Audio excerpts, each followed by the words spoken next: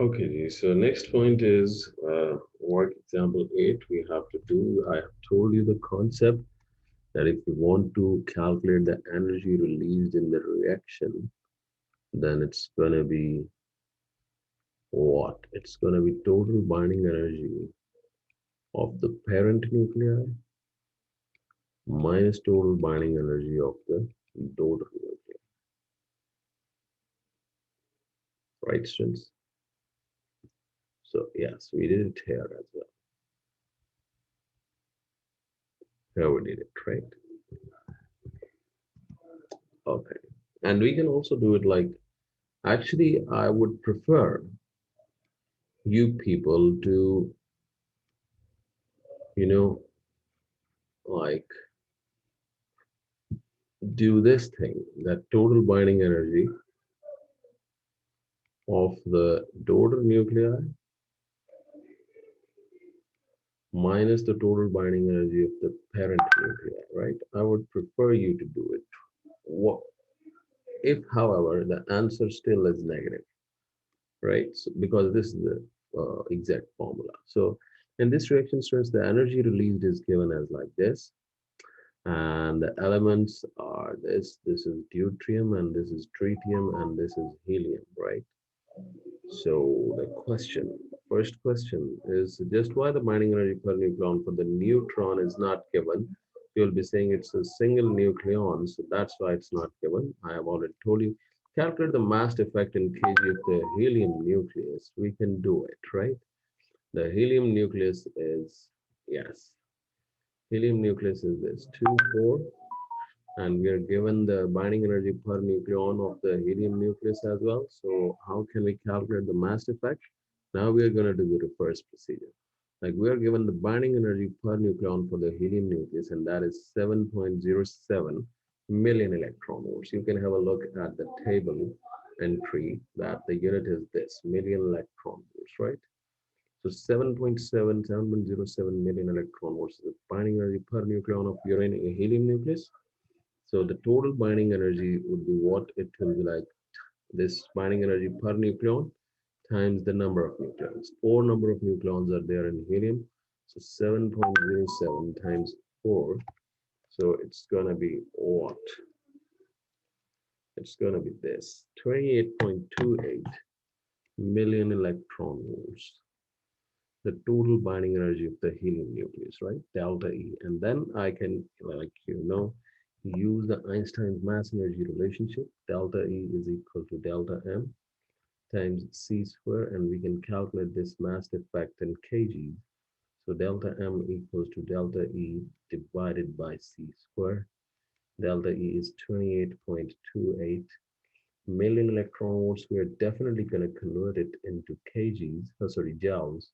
So this is the conversion factor, multiplying factor, and the speed of light is 3 to 10 to the power 8 whole square. So let's do it.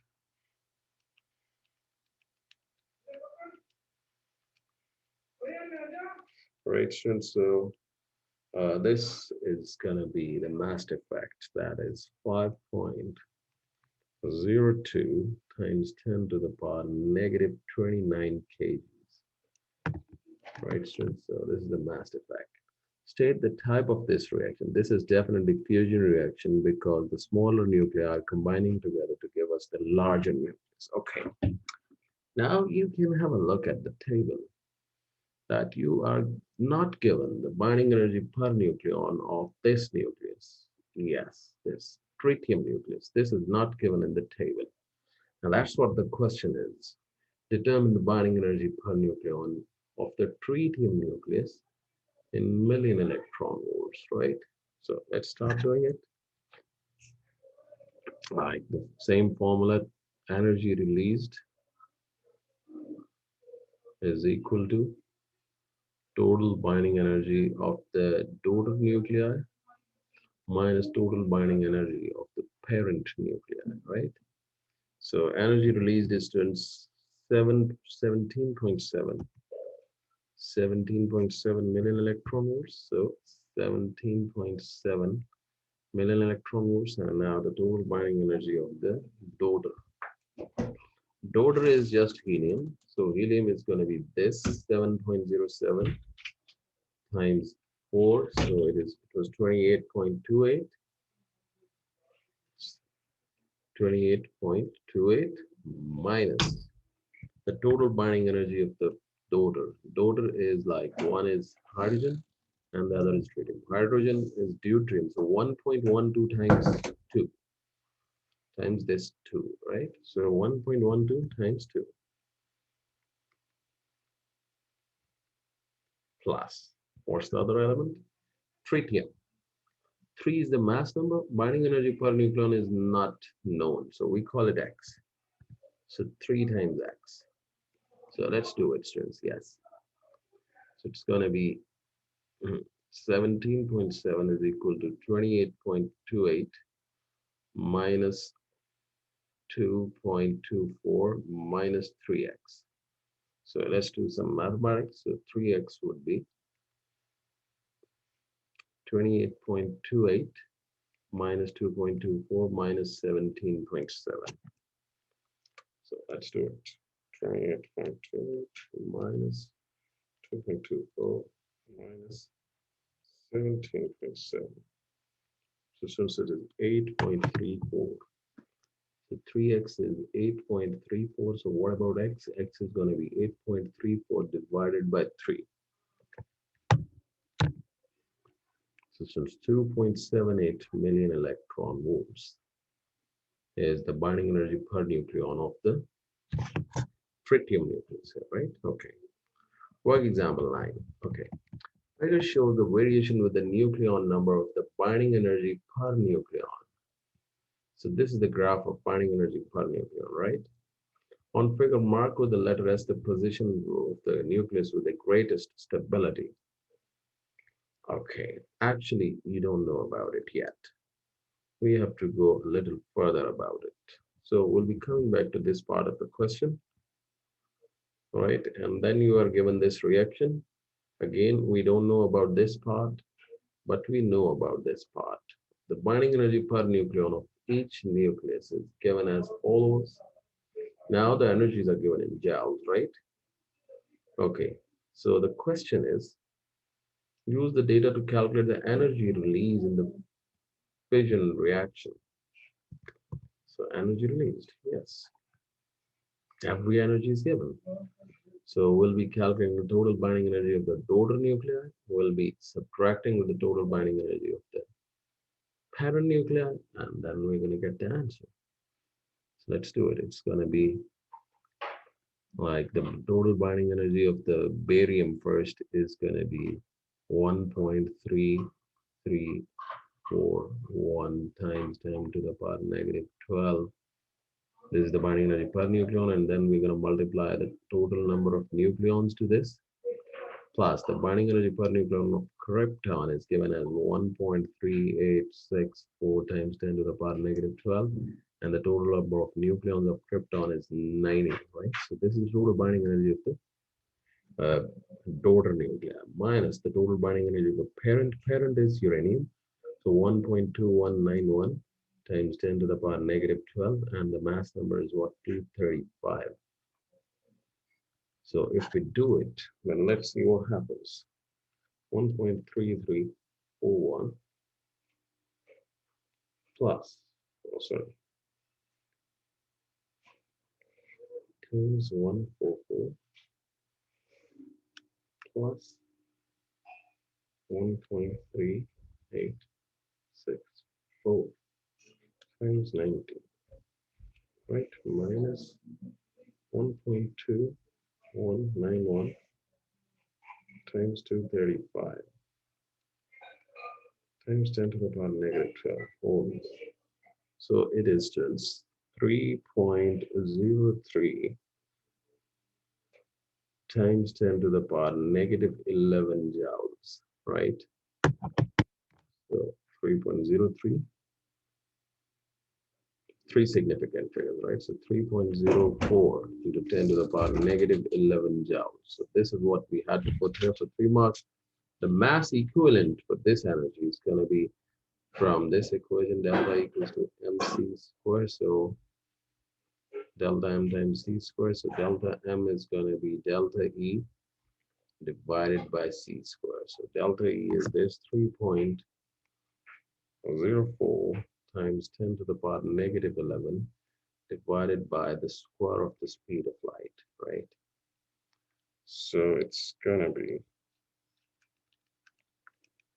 yes, 3.37 times 10 to the power negative 28 kg, right? So just why the neutrons were not included, because they are a single neutron. So the binding energy of single nucleon is not defined, right? I have already told you about it. Okay. So work example 10. Yes. A pi meson is a subatomic particle, right? Is a subatomic particle, a stationary pi meson which has a mass this decays into two gamma ray photons, right? A nuclear reaction for this is shown. Explain why the two gamma ray photons have the same energy. So the thing is, yes, this is basically related to AS topic, the stationary pi meson. So it means the momentum before decay is this. So if the momentum before decay is zero, then after decay, it must also be zero. So gamma photons are going to be moving in the opposite directions. So if they are moving in the opposite direction, then they would be having the 1 minute strokes. Hello?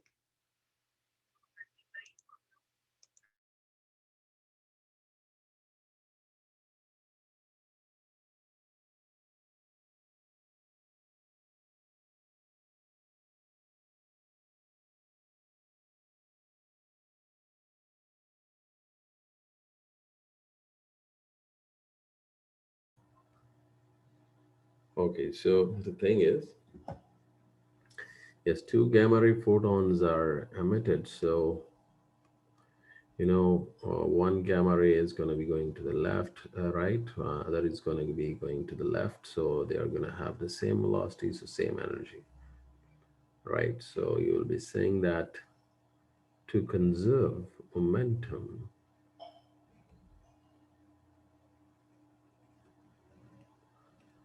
both gamma ray photons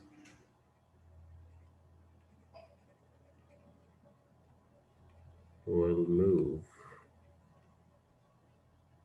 in opposite direction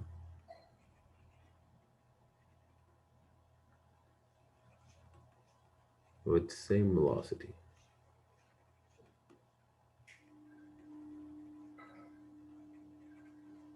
So they have the same energy. They have same energy, right? So determine for each gamma ray photon the energy in joule. So since we are given this mass was converted into energy. So 2.4 times 10 to the power negative 28.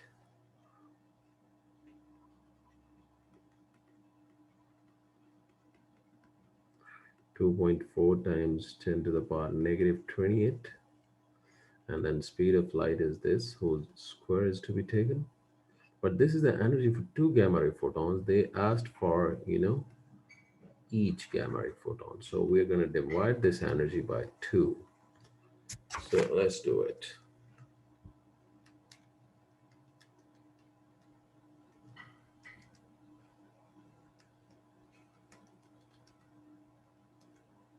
So starts in joules, its value is 1.08 times 10 to the power negative 11, right? Okay, then we are asked about wavelength. So quantum physics is mixed with it. So the formula is delta E is equal to hc by lambda. So we can make lambda the subject to the formula. So it's going to be hc by delta E. So h is 6.63 times 10 to the power negative 34. Speed of light is this. And the energy is going to be this here. So 1.08 times 10 to the power negative 11. right? So if I do it for you and you also have to do it for yourself,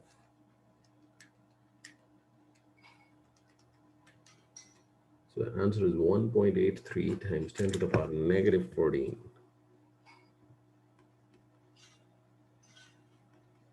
meters, right, stress? Okay, next. We have to now calculate the momentum for 2 marks. Now we have to use the de Broglie relation. H lambda is equal to H by P. So P is going to be H by lambda. H is this. And the lambda we have just calculated, it is like this. Yes, 1.83 times 10 to the power negative 14.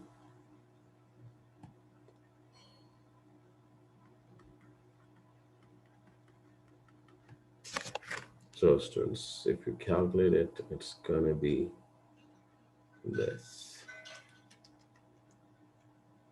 Yes, 3.6 times 10 to the power negative 20 Newton seconds, right, students? Okay, next. Okay, students, now let's talk about the stability of the nucleus. You know, the stability of the nucleus is what it is, that how difficult it is to, break the nucleus by supplying energy, right? So stability can be measured using the value of its binding energy then, right? Per nucleon. If the binding energy per nucleon of an element is very low, it is a very easy to break. And if it's very high, then it cannot be broken easily. So it is stable, right? Okay. Binding energy per nucleon of hydrogen is undefined, right? As there is no further nucleon to bind with near a single proton of hydrogen nucleus, there must not be this word, right? Okay, so now graphical variation of the binding energy per nucleon of the with the mass number. So students, if we draw the graph of binding energy per nucleon, keeping it on the y-axis and the mass number on the x-axis here, then we get a graph of this, right? Now we shouldn't know how to draw this graph, but we should know that how does this graph look like, right? So it will be looking always like this, right? This is going to be the shape, and the peak of the graph is always going to be iron. And peak of the graph is iron means the iron has the most binding energy per nucleon, so it is the most stable nucleus, right? And what about others? Like the elements having the highest atom mass numbers are going to be plotted at the rightmost part of the graph, definitely because mass number is on the x-axis, right? So yes. Okay, so let's go further. Types of the nuclear reactions, right? Okay, as the atomic number increases, a time comes. As the atomic number increases, a time comes when the elements become naturally radioactive. That is, they start breaking their nuclei spontaneously. So if we talk about the sample of the uranium-238 when it is taken, which is highly radioactive, then it can be seen that it starts decaying. Decaying means breaking down by emitting radioactive radiation, and elements like uranium keep on going, like being converted into smaller atoms like actinium, plutonium, radium, barium, krypton, etc. But this decay stops at a particular nucleus, which is the stable nucleus, which is specific for different nuclei. Like it is molybdenum and lanthanum for uranium 235, but the threshold reaches at iron. Like this phenomena of decay cannot go beyond iron, because iron is the top stable nucleus. And this whole thing is called nuclear fission, right? So, what is nuclear fission? Breakdown of the large nucleus into smaller fragments with emission of energy. From binding energy per nucleon curve, it is clear that the daughter nuclei being formed in any nuclear fission reaction have more binding energy per nucleon than the parent nucleus. Like if we talk about, yes, if we talk about uranium nucleus, it undergoes fission and smaller fragments like lanthanum and molybdenum are formed. And the binding energy per nucleon of both molybdenum and lanthanum is more than the uranium. Definitely because the uranium was being splitted, right? So if we go back, so molybdenum and lanthanum are going to be located somewhere here on the graph here, right? So their binding energy per nucleon is more than this uranium, right, students? Okay, so now let's get back to that part of the question which we missed, like here, yes.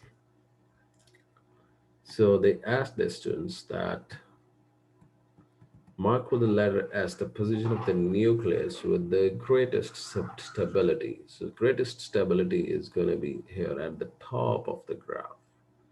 So we are going to mark S here, right? Okay, next question was mark uranium and krypton as well. So uranium will be at वो right side पे होगा 235 यहाँ पर कहीं आएगा, right? So uranium को आपने U यहाँ लिख देना, और krypton का अगर mass number देखें तो it is like 90. It is almost one third, almost one third. Like if you put the krypton and write a Kr here, then it would be definitely wrong, because if this is 235, then here cannot be 92 because this is 56. So krypton must be erased from here and it must be put somewhere here, right? Krypton. Okay, so now let's get further. Yes. Now let's talk about the nuclear merging. Nuclear merging is basically nuclear fusion reaction, right? So in going from start, binding energy per nucleon curve like deuterium and up, see these nuclei before iron can be combined together to form larger nuclei. Like what? Like if we combine, the deuterium nucleus and the tritium nucleus, they can be giving us the helium nucleus. And or carbon can merge into hydrogen to form nitrogen, or nitrogen can merge with the hydrogen to form oxygen. But this merging is only possible up to iron. So iron is the destination. For example, it is not possible like four oxygen atoms combined together to form zinc. This is not possible, right? So not, no, this is not possible. Nuclear merging can only occur at the most up to iron. And that nuclear merging phenomena is not easy as there is a very large electrostatic repulsive force between the nuclei. So it is very difficult to merge them together to form a larger nucleus. But it is achievable. So nuclei must be moved towards each other by giving them enough kinetic energy, like by accelerating them using an electric potential to overcome the electrostatic repulsion, right? Okay, so what is nuclear fission? Then nuclear fission is nuclear merging phenomena in which smaller nuclei merge or combine together to form a larger nucleus, right? And they release a very large amount of energy. Okay. So despite the fact that energy is released to fuse the smaller nuclei into other nuclear fusion, but daughter nuclei must also have some binding energy per nucleon than the parent nuclei. So energy is released in making a larger nucleus. Hence energy is released as well as it is emitted. But energy released is so large that overall energy remains what? It remains released. All right, students? This is just a note for you to remember.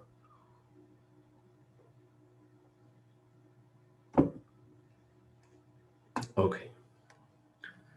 So decay, what is decay? Decay is breakdown of something.